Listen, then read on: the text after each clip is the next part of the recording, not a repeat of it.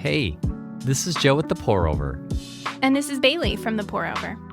Today, we're talking about a car driving into a crowd of people in Los Angeles, President Trump suing the Wall Street Journal over a recent Epstein-related article, the kiss cam video you've likely already seen, and other top news for Monday, July 21st. Stay informed while remaining focused on Christ with The Pour Over. Here's your quote of the day. Where there is no vision, there is no hope. George Washington Carver. Let's get started with some espresso shots. LA is shaken after two devastating events. Early Saturday, a car drove into a crowd of people waiting outside a nightclub, injuring 30. The driver, who had been kicked out of the club for being disruptively intoxicated, was pulled from the car by angry bystanders and shot before police arrived. He was taken to the hospital in unknown condition.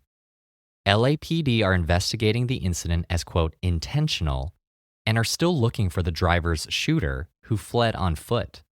Separately, 3 LA County Sheriff deputies were killed after a grenade, recovered the night before, exploded in the parking lot of a sheriff's department training facility. The deputies, all veterans of the bomb squad, were transporting the explosive, but it's unclear what caused the detonation. Despite early reports of additional injuries, officials confirmed the 3 detectives were the only casualties.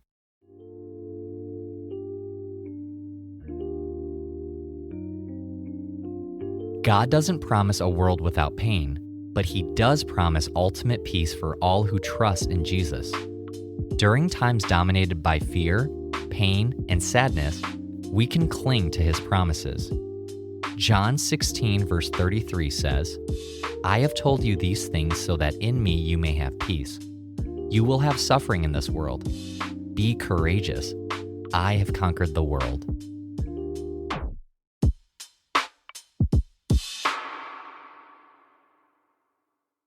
The Epstein case just won't stay under the rug.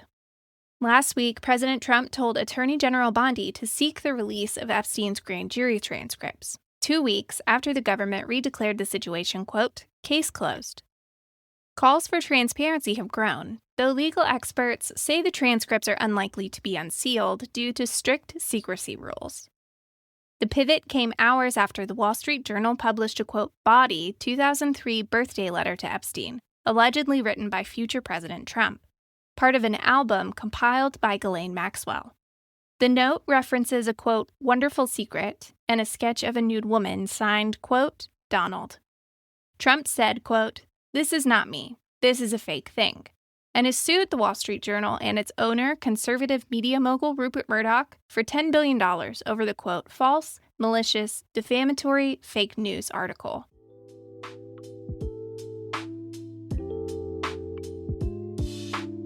When discussing divisive topics, remember that both your stance and how you take your stance reflect on Christ. James 1:19-20 says, everyone should be quick to listen, slow to speak, and slow to anger, for human anger does not accomplish God's righteousness.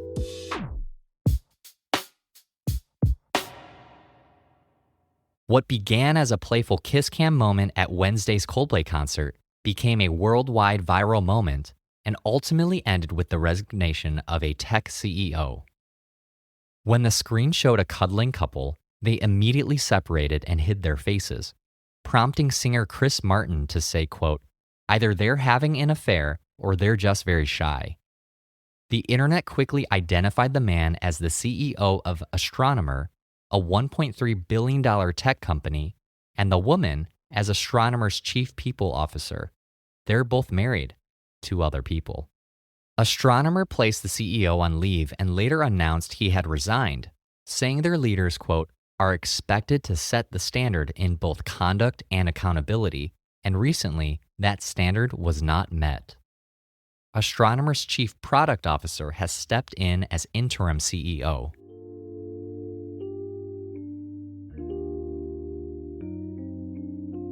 Here's a verse to consider whether your shame is on the Jumbotron or goes unnoticed by the public.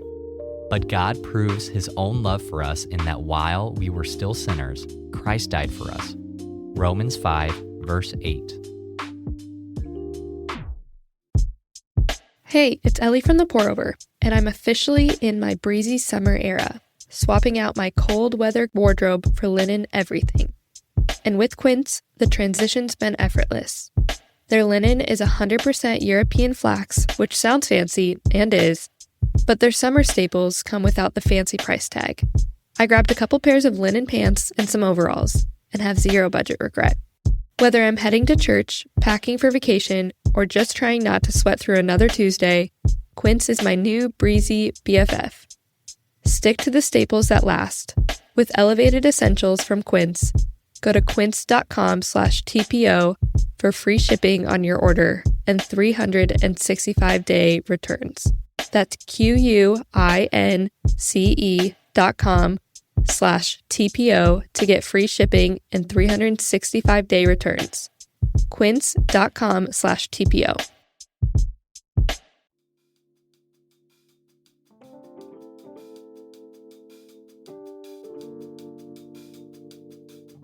In other brews, here's a rapid round of updates.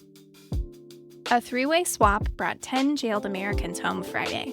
Venezuela released the Americans in exchange for the return of migrants deported from the U.S. to El Salvador months ago.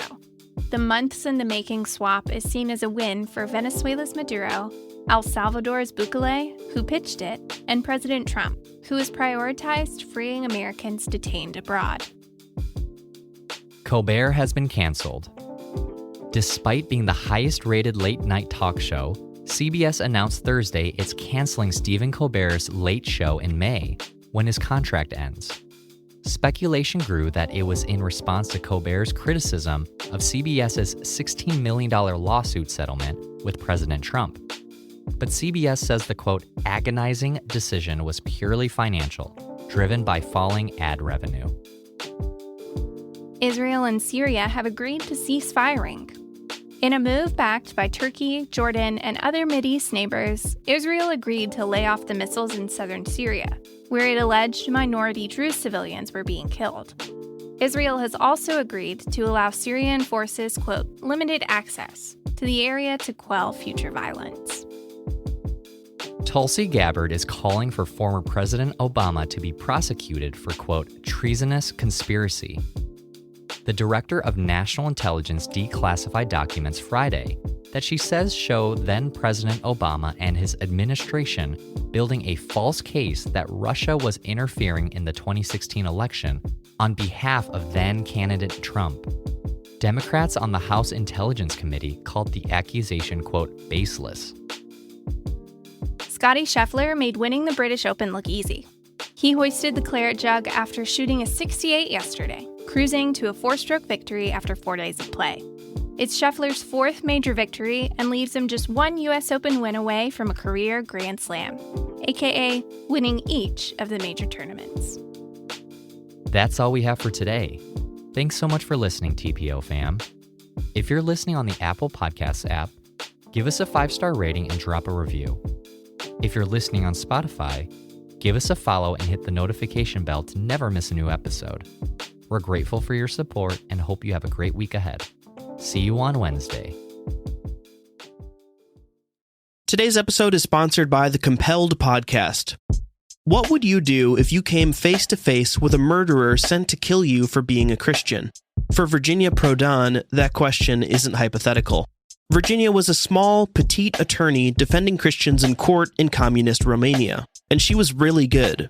So good, in fact, she caught the attention of the communist regime. One day, a tall, muscular man walked into her office, closed the door, and pulled out a gun. He barked, "Shut up, sit down, I'm here to kill you." Virginia was face to face with a trained assassin. What happened next would surprise both of them.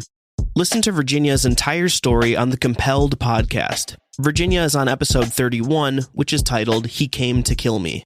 Listen on your podcast app or at compelledpodcast.com. That's COMPELLED podcast.com.